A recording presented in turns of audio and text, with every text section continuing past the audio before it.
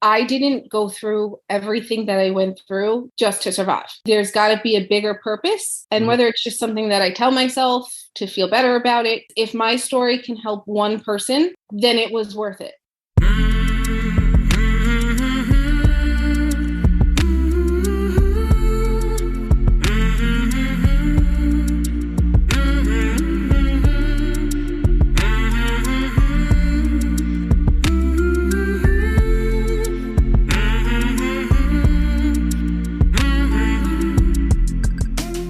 Hey there, my name is Sean, and this is Suicide Noted. On this podcast, I talk with suicide attempt survivors so that we can hear their stories.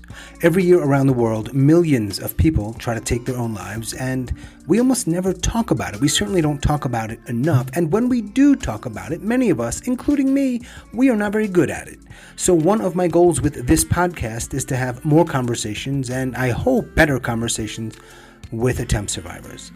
As always, I want to thank everybody who has joined me here on this podcast since we launched in July of 2020, and to everybody who listens, thank you. If you are a suicide attempt survivor and you'd like to talk, please reach out. hello@suicidenoted.com on Facebook or Twitter @suicidenoted. If you check the show notes, you will find another way to reach out to us via a recorded message, ways to sponsor and or support us, as well as the possibility of having us come to your campus or your community or your organization to facilitate these kinds of difficult conversations. Reach out. We'd love to talk. And if there are any upcoming events, you will find that there too. Now, please keep in mind, we are talking about suicide on this podcast, as the title suggests, may not be a good fit for everybody. So take that into account before or as you listen, but I do hope you listen because there is so much to learn. Today, I am talking with Christine. Christine lives in New York, and she is a suicide attempt survivor. Hey, Christine. In New York. Yep. What part of New York are you in? Staten Island. Oh, here we go. Okay. Now the conversation's getting started. Christine in Staten Island. How exactly did we find each other? How'd you find the podcast? Yep, I went to Google and I put in suicide podcast. All right, so that begs the question. You know the question is why? Because since my attempt, I personally, one of the things that has helped me kind of heal or feel better and was actually listening to other people's stories. In a way, it's like, you're not alone. You know, whether it be stories of people that have survived or it be stories from family that lost somebody. So I was diagnosed with borderline, listening to other people's borderline stories. Hearing that makes me feel less, I want to say crazy, but it's not crazy, but less, I guess, isolated when I'm in a world of people that don't understand what goes on in my brain. What's so fascinating to me is when we walk outside, I'm in Chapel Hill, North Carolina. You're in Staten Island. We are engaging with, or at least crossing paths with, people who are going through, for lack of a better word, similar things. It's not exactly the same, of course, but we don't acknowledge it often. And I get it. If you're like at a supermarket, you're not going to probably have a conversation about, oh, you have borderline? You might. It's unlikely, but they're there.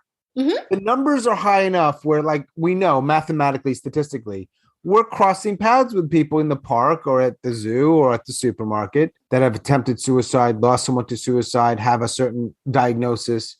Yep. They're around. Yep. Everywhere. But it's not enough. No. You got to actually talk or hear or something more, I think. Yes. I agree with you 100%. That is what I love hearing. I love hearing that people agree with me 100%. No, I'm just kidding. You can disagree all you want. I mean, we're two New Yorkers here. We're going to have a little disagreement. It's part of the package. It's part of our DNA. I mean, this is true. So you put the word in, you found some podcasts, including this one. The other question I have, and then we'll roll right into it. We already have, you heard it, and then you did one thing, something more that most people don't do. And I'm not judging anybody for what they do or don't do at all. You reached out, and here we are. And so the other part of that question is you looked for it, and then you're like, I want to talk to this guy. You know, hearing stuff to feel less alone or less quote unquote crazy or whatever the words we want to use is one thing, but then talking about it, that's like another level. So why are you comfortable, or how are you comfortable right now? Because, well, I know you're on a couch. That looks comfortable. Yes. So basically, I feel that I didn't go through everything that I went through just to survive. There's got to be a bigger purpose. And whether it's just something that I tell myself to feel better about it. And I know that I've heard other people on the podcast say this as well, is if my story can help one person, then it was worth it. Yeah. And that's kind of, I feel like, that barrier of not speaking about mental health and whatnot needs to be broken. And I think it's being done more and more, but there's still stigma and there's still so much unknown about it unless you've gone there and been where many of us have been, you don't really understand it. So if I can tell my story and get someone to kind of understand, whether it be them who's going through something or they know somebody who's going through something, let there be more compassion, or just for a simple example, like things of people reaching out to me during that time when I was extremely depressed and things that I wanted to hear and things that I hated hearing. Maybe that would help somebody else if they're in the situation of having to be that friend or that someone where you don't know what to do. If just a few words or, I hate saying it gets better. Me too. And there was actually someone that you recently had on that said it perfectly. It doesn't get better. It just gets more tolerable for the most part. You learn how to handle it better. I don't know. I imagine for some people it gets better. For me, I don't like any of those kinds of, I don't know if the word's a platitude. It's just a strange thing to say. Mm-hmm. And, if you've heard the podcast, maybe the episodes you listened to, this didn't come up, but one of my ongoing mini rants is, look, unless you have given me your time and energy and really stayed with me and listened, do not offer me a fucking platitude. No. If you want to listen for like a period of time and then offer that, I might have a little more room for that. But by the way, if you actually listen to someone for a while, you probably aren't even wanting to offer that because you realize that's the gift you're giving them. Yeah. They don't need those silly words there's a long list of all the silly things people say, presumably meaning well. I don't know, but it doesn't even matter. At some point, it's like, stop. Mid-30s. Yep. Staten Island, New York, originally from Brooklyn. Do you have one attempt or more? One attempt. Okay. One full-fledged attempt. And how old were you when that happened? I was 32. Pre-pandemic. Mm-hmm. I don't necessarily look for causes, but there are reasons why people do this. And so I'm wondering, in your first 31 plus years of life, I kind of know you were in Brooklyn and you went to this high school near Park Slope and eventually you moved nearer with your sister in Staten Island. I'm trying to take 32 years of life and crunch it down to a minute, which I know is unfair. But what's your life like? It's a mix. There's a lot of stuff thrown in there, whether it be family stuff or medical stuff or just life in general. I wouldn't say that it's been the easiest, but I also have nothing to compare it to. But it's kind of been a culmination of many, many, many things that I didn't really realize until I started going to therapy a few years ago. Okay. And you said you are from a big family, right? Grew up in an Italian family. Everything was about family. Was very, very close with my paternal grandparents. I mean, Christmas Eve at my house was 35 people, both sides of the family. Everybody was over. Christmas Day was at my aunt's house, another 30 people. Sundays was dinner with the family. And so I grew up with that base of family's everything. Now, my sister's older than me, so I kind of always felt like I grew up in her shadows. We were very, very different children, and we're very different adults. From my perspective, and I know that you could live in one house and have two different childhoods. For me, I kind of felt independent and alone. She was older. She had her friends only by like 3 years, but it was still enough of an age gap where there was that difference. And with my parents, it took me a very long time to learn this. They loved me to the best of their ability. It just wasn't necessarily the love that I needed growing up. They made sure that my sister and I went to Catholic school our entire lives. My parents owned their own house for the first 7 years of my life.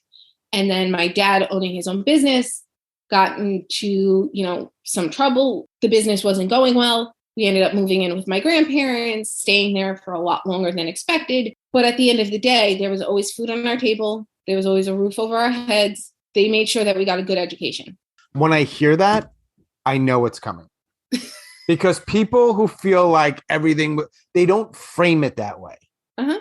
Like, well, I had a roof over my head and I went to a private school. There's a but coming. Mm-hmm. Yeah, fair. And I want to hear it. But good timing. There it is. I want to say from the outside and even from the inside, for me being a kid, it looked like it was like, whew, wow, my parents, they're still together and other people's parents are divorced. And, we've got a good life and my family, we're so close and all of these things. And other people saw it too and would be like, oh my God, your family's so fun. And when we would have parties, everybody would want to be a part of the family. And it was like, all right, so my family's the cool family. And I thought the same thing because I didn't realize the intricacies of things that were behind closed doors. At some point, my mom had to go back to work, so that was an issue. And my dad, whom I love dearly, he's tough. He wasn't, the easiest. My sister and I were his daughters. He had no boys. We were out there washing the car with him every Saturday. We were helping him move stuff in the house. We'd be like, oh, they're so fragile and gentle, my little girls. It was more of, I'm going to treat you how I treat you. And I'm going to, discipline you how I feel needs to be disciplined. And I also know, and I agree with it, that growing up, I was more of the troublemaker. I would lie. I would provoke my sister. I would provoke my parents. I knew how to push buttons. Mm-hmm. It was very easy for me. I was the kid that you tell, don't touch the fire. I had to touch the fire. Oh, yeah. It was the only way I would learn. And to this day, I'm the same person. But you got some good scars. Yep. Oh, and this is all we know where this conversation is going. Of course, there are some scars and some wounds and all of the above. My parents also didn't have the best relationship. There would be arguing. My dad being this strong presence. If he walked into a room and was in a bad mood, we knew not to cross his path, not to push anything.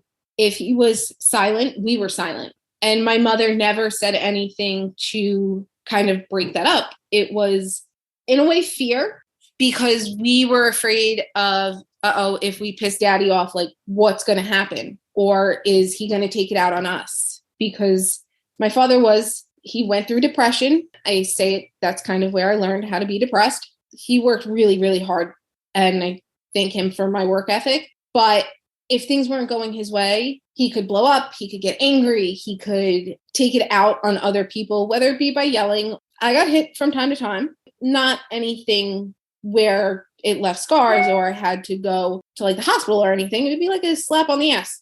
It created this sense of fear. So as a child, I was very attached to my mother. As I started to get older, my mother was the type of person that would say, like, if we got in trouble, wait till your father gets home. So to make him out to be like the bad guy. Good cop, bad cop. Yep. So I started to realize that. I started to realize that if, I confided in my mother, it somehow always got back to my dad. So along the way, the dynamics shifted and I became closer with my dad. I started high school September 2001. Oh, wow. It was maybe my 4th or 5th day of high school. I don't remember. Wow. And sitting in class, it was Italian class. I just remember sirens. When they started to make the announcement at school, I didn't understand what was going on. Nothing like this had ever happened in my life. Well, sure. Throughout the day, they start calling kids names. My dad was working in Queens at the time. Neither of my parents can come home. Eventually, my sister comes to pick me up. That day, I just so happened to have religion class, and my teacher was a Vietnam veteran, and he had a mullet, and he had dark glasses, and he's standing at the front of the classroom telling us how we're going to go to war and we're going to be drafted and all of this stuff. And I'm 14, scared. Oh, wait, he was teaching religion? Yes. Just to be clear, we're talking about Catholicism. Yes. This is a Catholic school. Yep. I think for him, like, he was just that 70s guy that was still kind of stuck in that time. And he was a great man and a great teacher, but put this fear of God into me that day. Yeah. Thank God didn't lose anybody in 9/11. I thank God every day because my mom was right there. My uncle is a cop and my other uncle works sanitation. But I know for the next 2 weeks, I had to sleep in my parents' bed because I was scared. Does that play a huge part into my story? No, but I think that, it changed everybody's life from that day moving forward. But I think kind of putting that fear, and at the same time, later on into the year and into the next year, my parents were in a very bad place. So here I was early in my freshman year of high school, leaning on my parents, scared. 7 months later, I'm scared in a different way and can't lean on my parents because they're in a really, really bad place. And I'm, watching them argue so bad that it was affecting my schoolwork. So it was kind of like this formative time of my life of 14 and just entering high school and still trying to figure myself out and learn all of this stuff. The year started and ended in two different conflicting ways of depending on my parents and being that little kid that still wanted mommy and daddy to then seeing my parents in a completely different light. So with the Italian family and the parents and the fear and the change and 9/11 and the school, these are all in part sort of contributing factors to eventually what happens. I mean, it leads to all kinds of things. This is your history. This is your life. In this context, though, at some point, you're 14 when you're in that Catholic school and Mr. Mullet Man, who's a great teacher, is scaring you, probably inadvertently. And then 18 years later, more or less, a few years ago, I'm wicked good at math. You attempt to take your own life. So in those 18 years, what happened? Kind of sum it up. So probably since I'm 12 years old, I've thought about suicide. I was going to ask that question. 12 years old, you started. Probably somewhere around there. All right. So this is getting pretty intense at a young age. I later learned in life that it's suicidal ideation. I remember it specifically also now referring back to my parents' really bad time. That summer, it was really bad. And I remember it being really bad. And my depression was really bad. I felt like nobody noticed it. They were so consumed with their own stuff that nobody saw how depressed I was and how it was affecting me. Sure. And that sort of became a theme. I would think about suicide. And then in my junior year of high school, I was in physics class and all we heard was a scream. Later, we were called into a assembly and they told us that one of the freshman students had committed suicide. Nobody knew what I was feeling at this point or whatnot. It just hit very close to home because I knew the thoughts that went on in my head. Yeah. At the same time, my sister had also found what I guess you would call a suicide letter and had brought it to the counselors at school. This was your suicide letter? Yes. And this was about the same time? Yes. All of this happened in high school. I don't remember the exact years. And it's amazing because it was early 2000s. Things were very different. It was Catholic school. Things are not the way they are now. So my sister brings this letter in. The counselors call me in. I meet with them a handful of times and manage to kind of talk my way out of it. Sure. I guess manipulate them. Nothing was ever said to my parents. There was never any alarm brought up. Kind of, I want to say, got away with it then. Do you still have the note? No. I have others. Was that suicide note? Why'd you write that? Do you remember? I don't fully remember. I think it was just like, let me get it out. I always said to myself, like, I would never actually do it.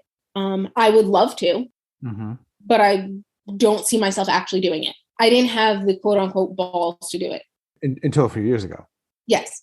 So that was kind of high school, went through college, started to have anxiety around 21, 22.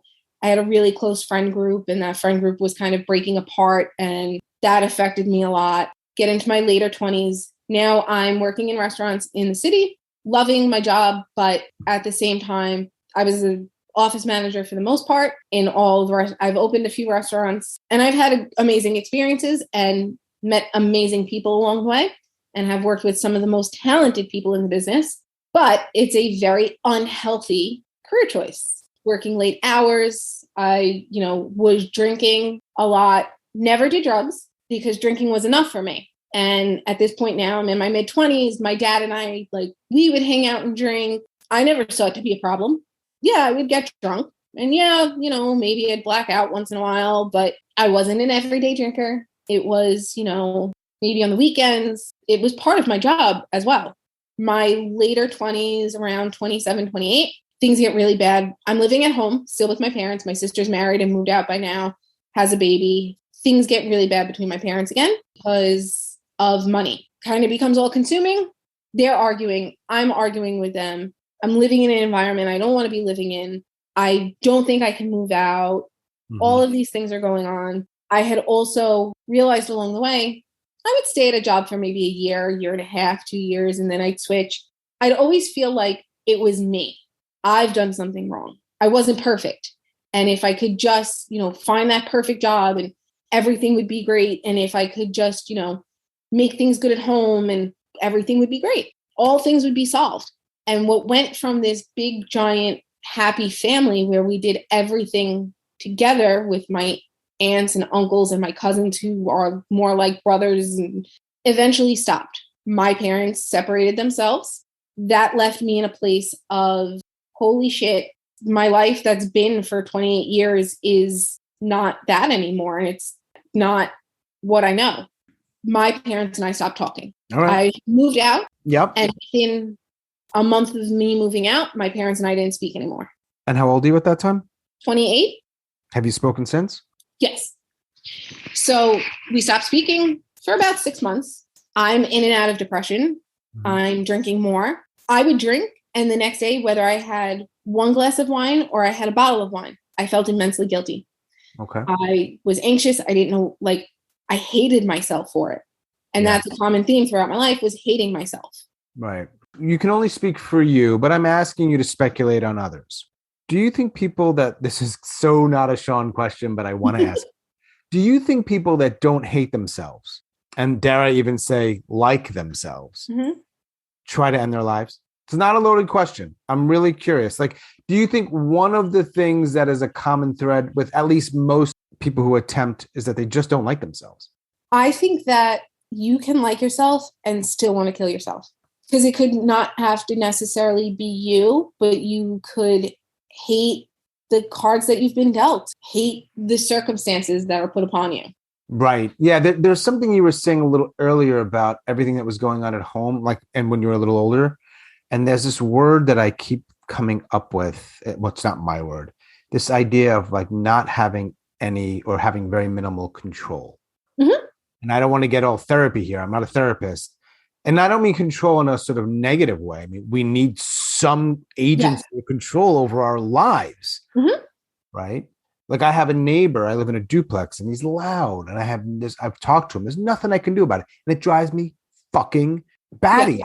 It affects my sleep, and I can't do anything about it. And I just see the conversation that's happening. It's not really a conversation, what's happening in my head, and it gets kind of intense. If I don't check myself, I start being like, I'm going to do some, or you times that by 10 or whatever. So, all right, let's continue this.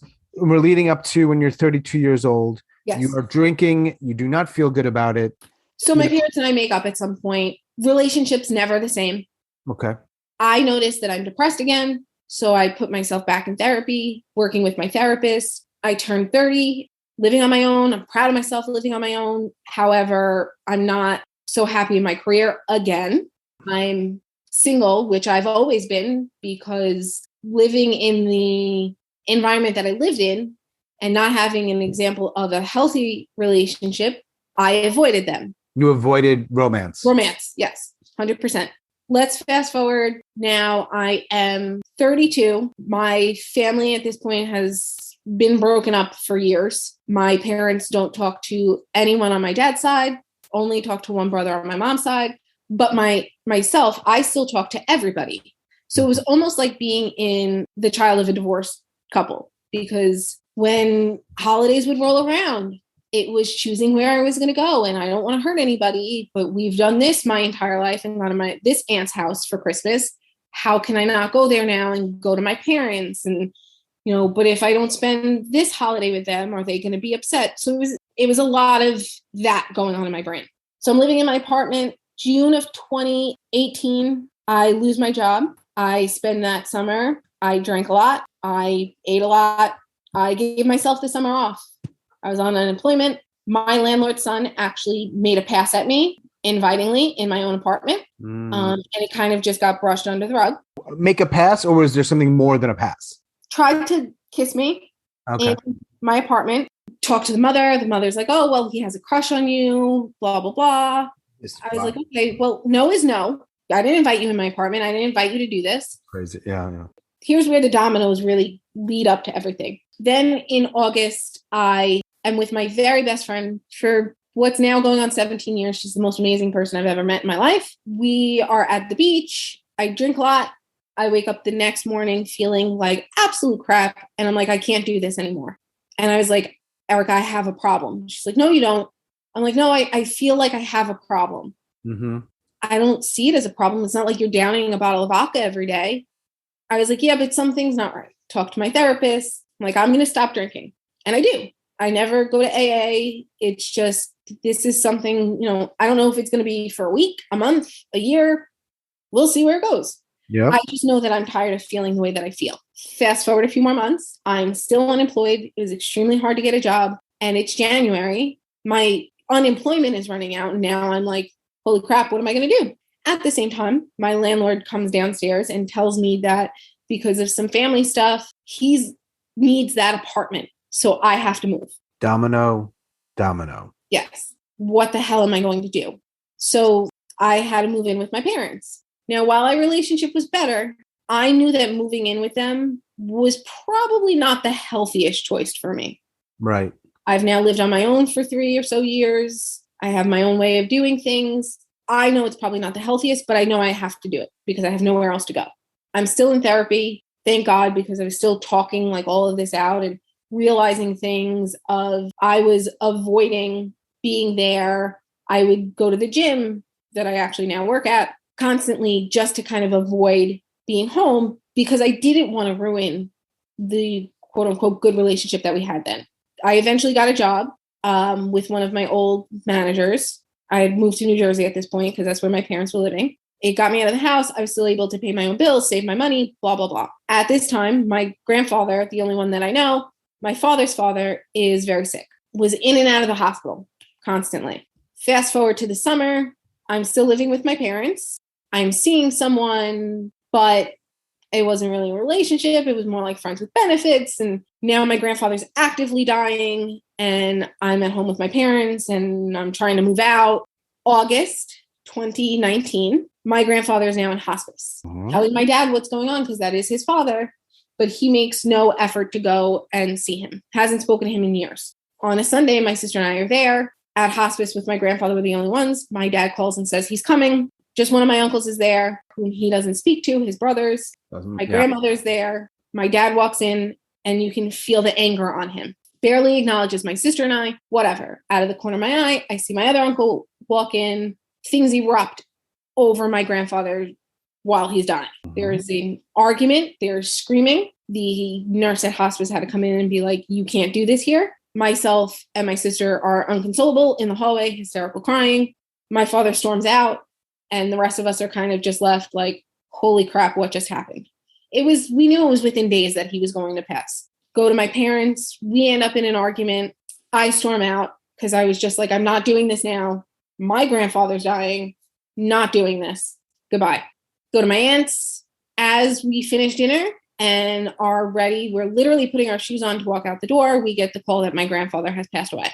And this was the first like really big death in my life. And this was the first big one. And we were very, very close. Lived in their house for 20 years. So it hit me very hard. Go through the entire wake, the funeral, everything without my parents' support. They were not speaking. My sister and I were not speaking to them. They were not speaking to us. But it all just kind of culminated. I start to enter into a depression. I'm riddled with anxiety. The relationship that I wasn't in ended.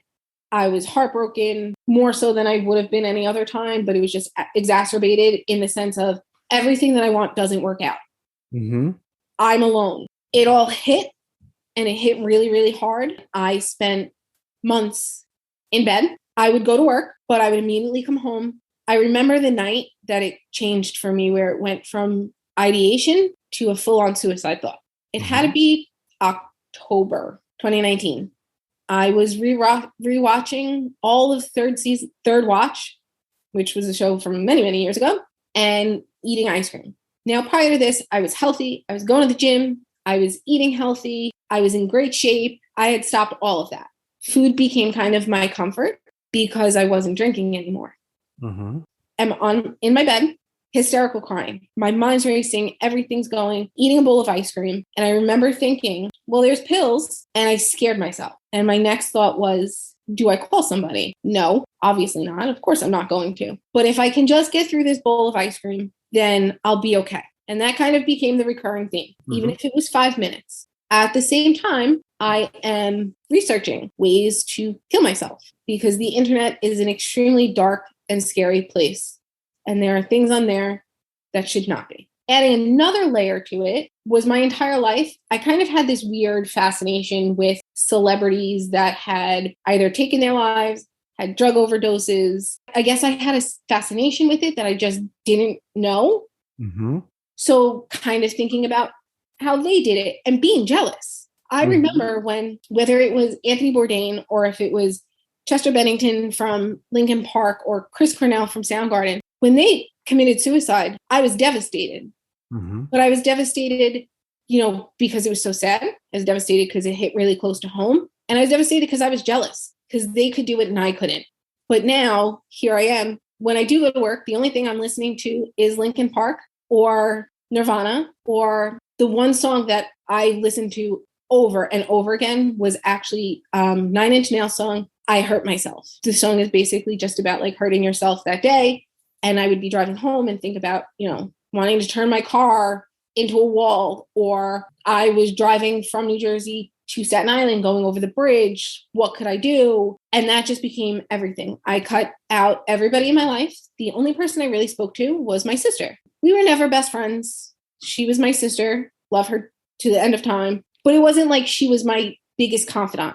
That would be my friend Erica. But at this time, everybody's concerned. Erica's, coming to my apartment, leaving food here, writing me notes, beautiful text messages. And I told her to go away and I could not be friends with her anymore because I couldn't be a good friend and to leave me alone.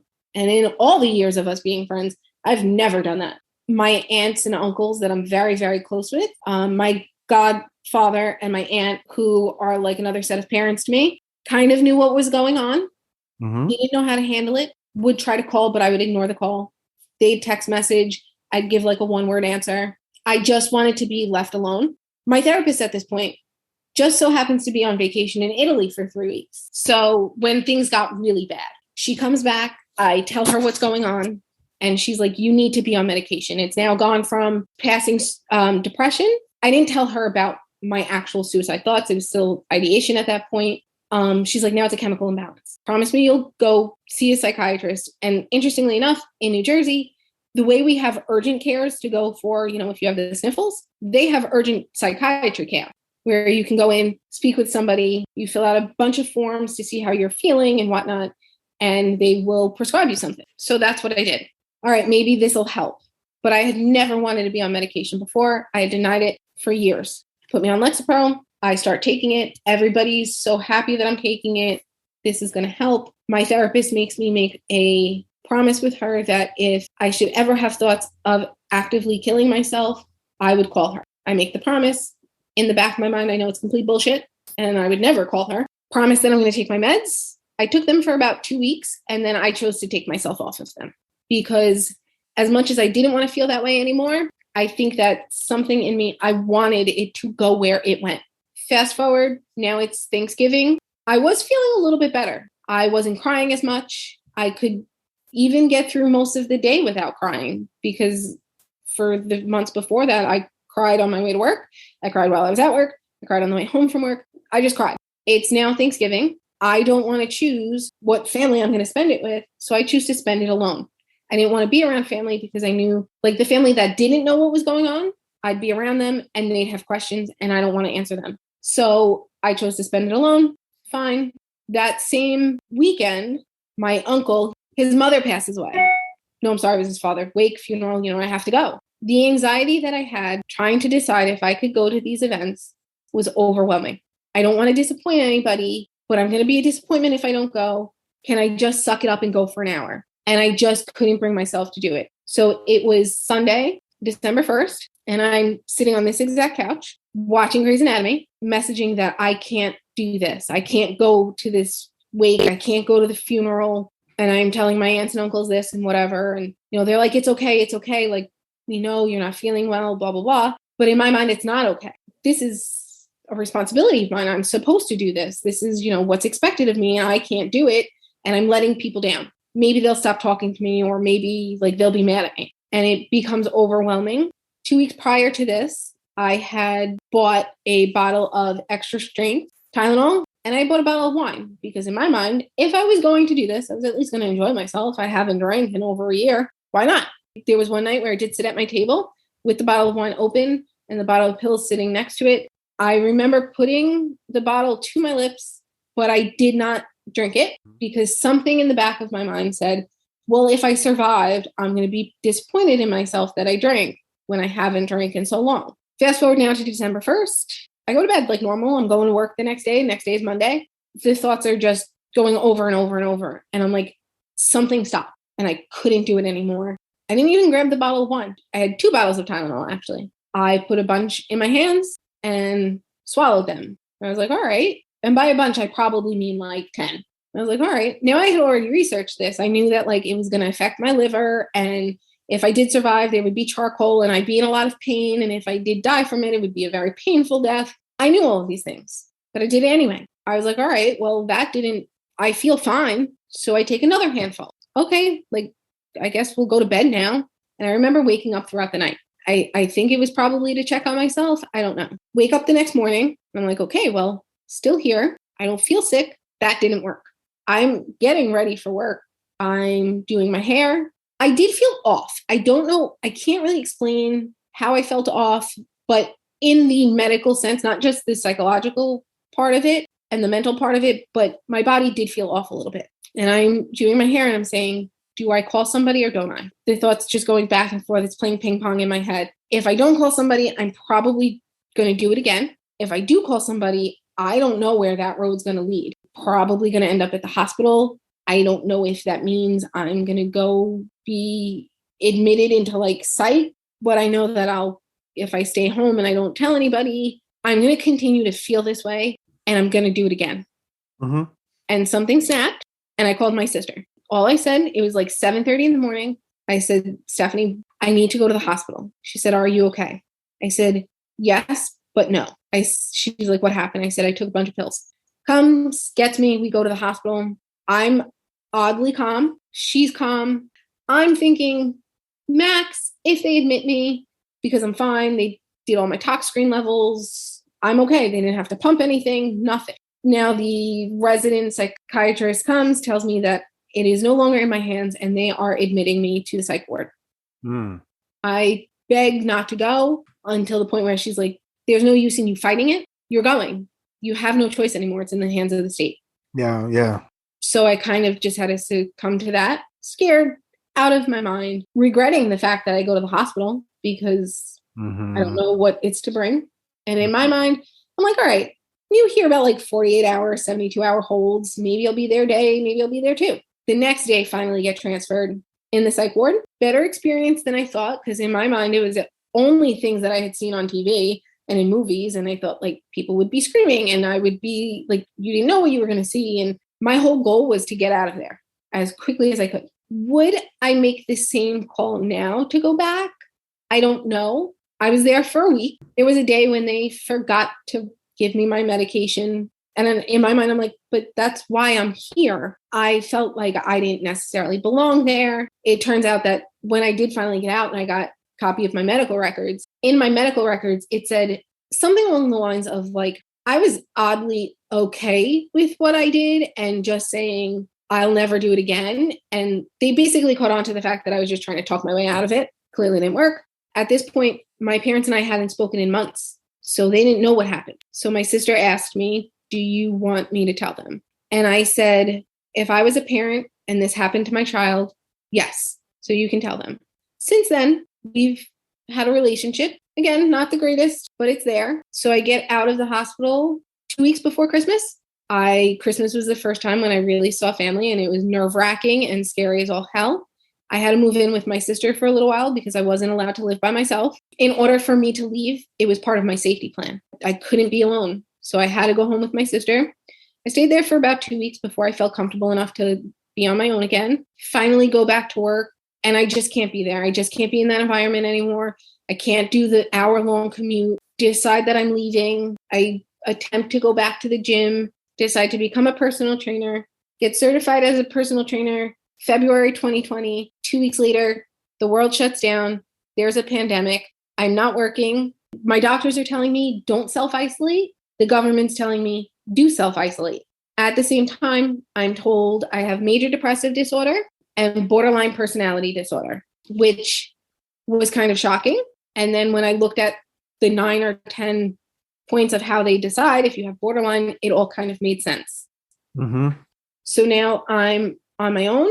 I'm doing DBT over the computer. April, I find out that 2 of my cousins have COVID. I believe it was 4, maybe 6 days of each other. They pass away. That was probably one of the scariest moments for me of COVID, because I then became fearful of myself. I'm by myself. I can't go do the thing that we always do, which is go be with my family. I didn't get to say goodbye. I'm mourning from my couch. I'm now fearful of myself because I don't trust that I'm healthy enough for my thoughts to not go there. End up being okay. Thank God for therapy and having people to talk to. It's going to be 3 years later now. December will be 3 years. Mm-hmm.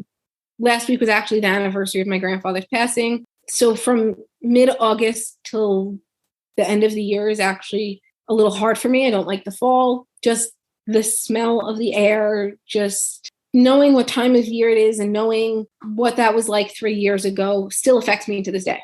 It makes me uncomfortable. I still get depressed. And that's where I will say it. I'm not a fan of the it gets better, because I do. I still get depressed. I still have suicide ideation. Mm-hmm. The change for me was when it went from I would just think about it to actively putting a plan together in my mind, even in 2 seconds. And the only thing I can say that was completely different about December 1st when I took the pills, one thing that always stopped me whenever I would think about it would be my niece and nephew. I didn't want my sister to have to explain. They're 4 and 7 now, but I didn't want my sister to have to explain to them what happened to Aunt Sissy, because that's what they call me. Mm-hmm. I didn't want that to be part of their life. But on December 1st, I had tunnel vision. Mm-hmm. I blocked out every single thing that ever stopped me before or ever would stop me. It just wasn't there. If it came into my mind for a split second, I threw it away. I didn't want to think about it because I wanted to die. That's the only way I can say I saw the difference between active suicide and ideation. I've learned ways to better regulate my emotions. Like looking back, I was very short-tempered. I relied on alcohol for a long time. And I attribute my depression having gotten so bad in December 2019 because I wasn't drinking. So I didn't have that crutch to kind of go back on. I had to actually face my emotions. There were a lot of things that now are very explainable. And I know that they say you're not your diagnosis, and I don't think that I am, but it helps me to understand myself a lot better. And I think in that sense is where it became helpful to know, hey, this is borderline. Yeah. This is what you have. This is not necessarily excuses, but reasons that explain why you behave the way you do. Why, if I did seek out a romantic relationship, I'd go on 1 or 2 dates and then find something wrong and push them away. But then I'd push them away and then try to pull them back. And it was this back and forth because I didn't know it. It's part of borderline. Yeah. Attachment issues and then wanting to be alone and all of these things. And now they make sense to me and I can see them happening. I'm a little better with not letting it get from 0 to 100. It may get from 0 to 60. It may get from 0 to 80, but it doesn't last as long. And for that, I'm grateful. But I know that this is the rest of my life. And there you have it. Thank you for sharing all that. That was a lot. I've been told I maybe give too much detail, but yes. You shared a lot, and that's great. I mean, man. You said that you still have some of those notes. Mm-hmm. You ever read them? Yes. Not going to ask you to do it, but if I asked you to, would you be able to find them right now? Yep. You think you'll keep them forever? Yeah.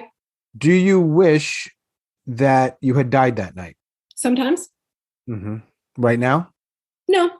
How many people know about your attempt? Many. How many people engaged with you? In other words, didn't completely avoid it and did it in a way where you're like, at a minimum, I don't feel worse after having this conversation. At a minimum. Probably like 80% of the people that I've told. Wow. I think that's that's great. I would have thought just the opposite. All right. So Sean has to learn some stuff here. He's not always right. I always feel like so many people get it just so wrong, but you're saying most people get it wrong. Don't get me wrong. In like not understanding it. Sure. Only a handful of times can I say where I felt, oh my God, I wish I hadn't told that person.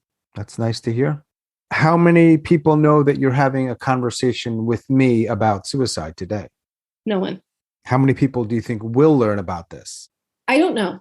And I say that because I've put this all out on social media. I kind of use my social media in a way for that, where I write a lot and I will post about it.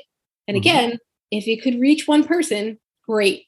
And I have had people reach out to me, people that I wouldn't expect, that I went to high school with, that I worked with 15 years ago, that have said, thank you for putting this out there. And that's when I feel validated, like, okay, I know that this is maybe my purpose.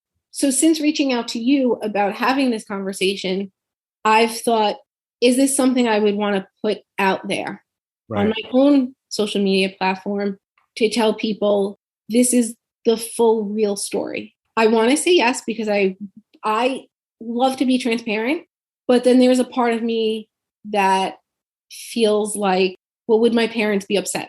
Sure. I don't blame anybody for anything. I used to blame my parents for everything. I don't necessarily hate my childhood and say I wish it never was. When I'm in a really good place, I actually can look at the borderline as a blessing.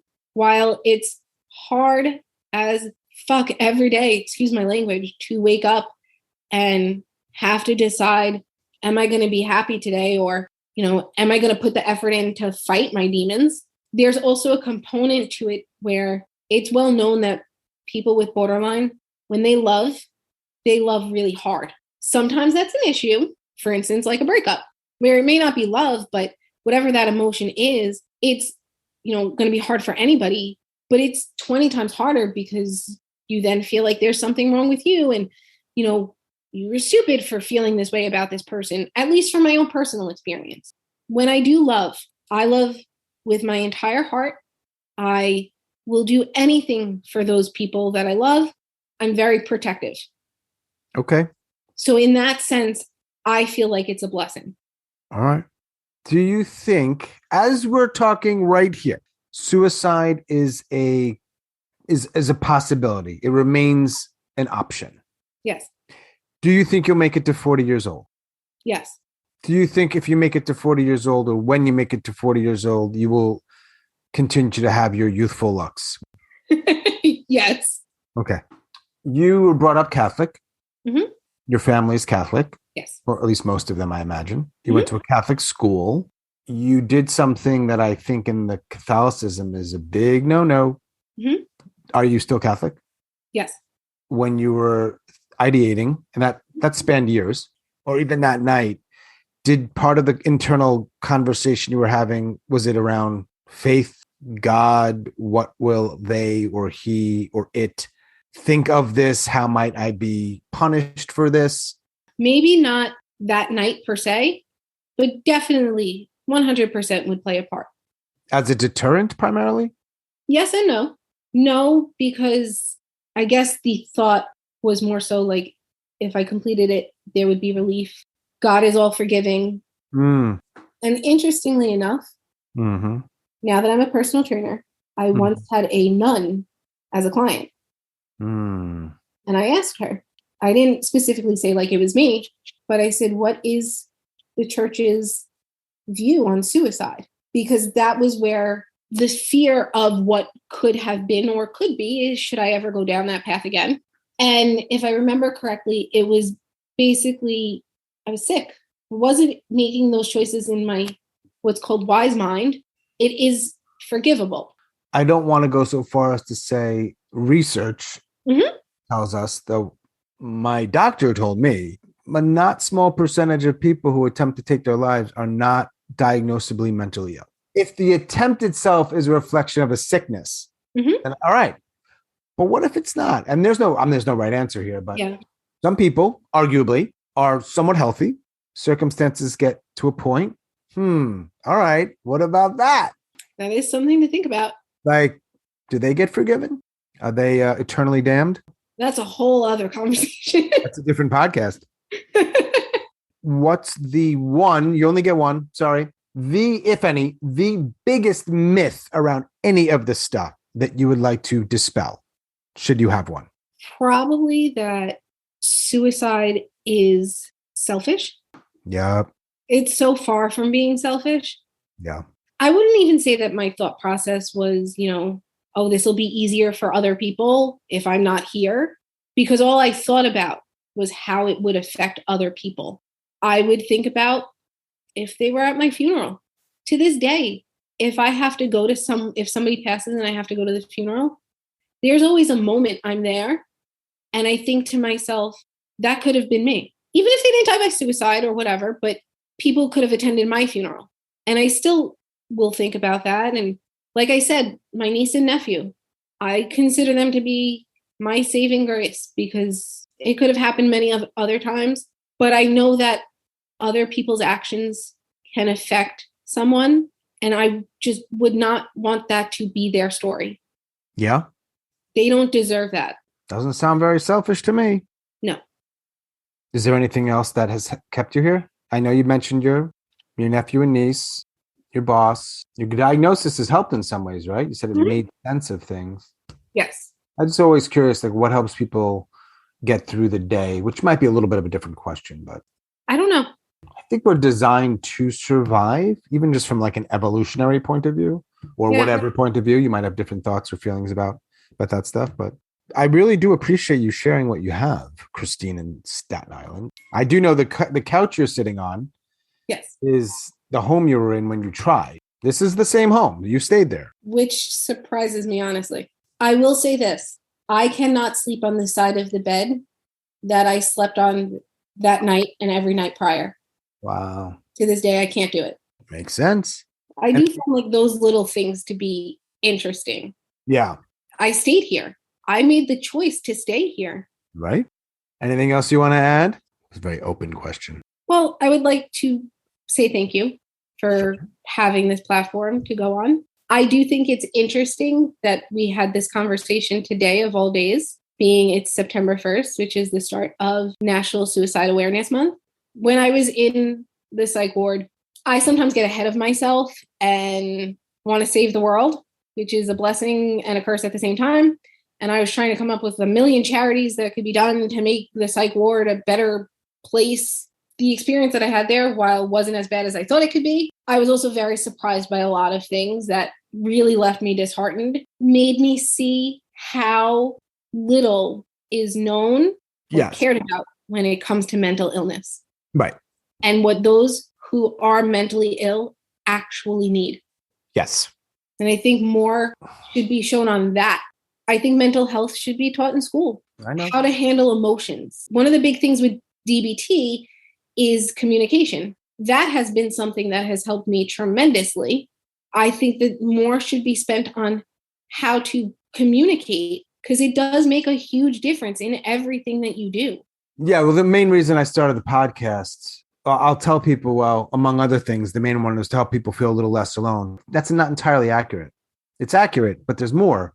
It's me trying to do the thing as best I can, and I screw it up all the time, that I think is the most important thing we can do for all of this. Mm-hmm.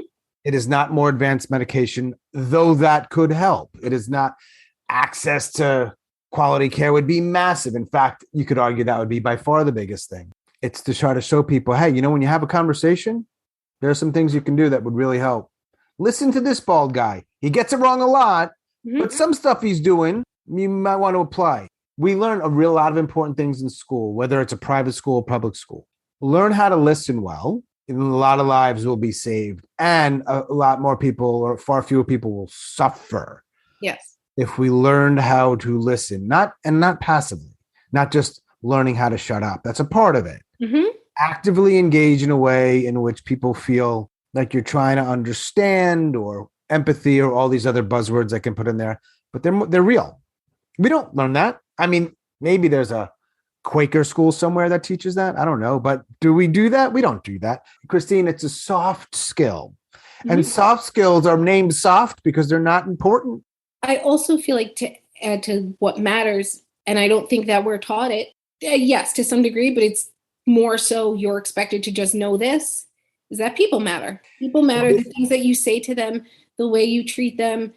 Huge. But we could zoom out, and this will be another podcast for another day, but we live from when we're in kindergarten, we're taught to cooperate. Everything we do from a very young age to adulthood is all about competition. And I don't just mean sports teams. There's a finite amount of resources. There are grades you're going to get. Some people are going to get the job, some won't. And it goes on and on. I don't have an answer for that because I don't know what the other option is. We got people and not everybody can do everything, right? It's inevitable, but it is the have and the have nots. And you got to get the thing and you got to, and it inevitably, in my experience, maybe you're different with the way you grew up with the close family. I didn't really have that, not like that. It just feels like it's me versus the world. It's me versus people. Yes. And if I'm not that way, I might die or be homeless. So I got to go against my competition, which are other people. And so they matter less. Mm-hmm. In my own sense, I feel like I have been me against the world for so long. Perfectionism. It's one of my biggest issues is perfectionism, wanting to be better than the trainer that's standing next to me. And I got to get through the day. And I got to do the things, of course, so that I can eat food and pay my rent. And I don't have a lot of bandwidth for all the other stuff. It's unfortunate. I mean, obviously, it's beyond unfortunate. It's tragic, man. I know when I say stuff like that, people look at me like, "Oh, you're a commie." I'm not a commie. "Oh, you're so this. You're so." I'm not. I get why people don't listen well. Mm-hmm. I give them shit for it. Their focus is on 5 or 10 other things that they have to focus on. It's survival. Being alive is hard. It is. Again. You just learn hopefully you learn how to handle it better. Yeah. Well, you clearly are to some degree, because if you weren't, then you wouldn't be talking to me today. Mm-hmm. Kudos to you for that. Thank you. Others will hear it. You said your goal was 1, but there will be more than 1. I would wage, if I had money, I'd bet it. I don't have much. It will impact them. So thank you. Welcome. Thank you. What you do matters. Unfortunately, there'll always be people in these situations. Yes. But you're shining a light on it and giving those of us who have been there an opportunity to have a non-judgmental space to discuss it, where we're not listening to a therapist or trying to find a solution, or we're just telling our story. And I think that that's also why I give so many details to my stories. To understand the depth. This wasn't something that I just thought of one day. Right. It wasn't things got hard, so it suddenly just came about and, hey, here's a good idea. Yeah. This was something that was around for most of my life. Right. And then you're going to be the person who gets kind of like the eye roll because you're not being open to the advice and anything I said. One last thought I want to share, and I appreciate you listening. My big concern, or one of them, is if you have a friend or an acquaintance who does a lot of this bullshit, you probably won't be acquaintances or friends with them. All right, cool. We're adults. We can walk away sometimes. But if you're a parent and your kid lives in your home, you know what's going to happen when you do that a lot? They can't go anywhere. They're going to lie. So instead of opening up to you about it, and when you ask them, how you doing, they're going to say, because they know what's going to happen if they're honest. Mm-hmm. And they don't like it. It's not working for them. They don't feel good about it. So they're going to say, I'm fine. Yep. I'm okay. And they're not. That's a problem because your kid's not doing well. Yeah. I'm not a parent. And I was going to say, like, you wonder why your kid isn't opening up. I'm not trying to simplify. There's all kinds of reasons why. And it's not just because parents aren't listening well. That would be unfair, but it's a part of it. Yes. I don't have children either. But I will say sometimes they don't want to see it. Oh, yeah. Because then they feel it's their fault or that people will blame them for it. Sure. Yeah. And that's why I think they're not always the best people to be talking to, because they're just way too invested in it. It's hard for me to get behind that a lot, that you don't want to see it, because what's at stake is the stakes are rather high. So I don't know. I don't have the answer there. I agree. I hear you. There are some things that we'll just never have the answer to. Yeah. All right. Thanks again, Christine. I really appreciate it. Thank you so much. Hope your day is nice. You too. Bye. Bye. As always, thanks so much for listening and all of your support, and special thanks to Christine up in New York. Thank you, Christine.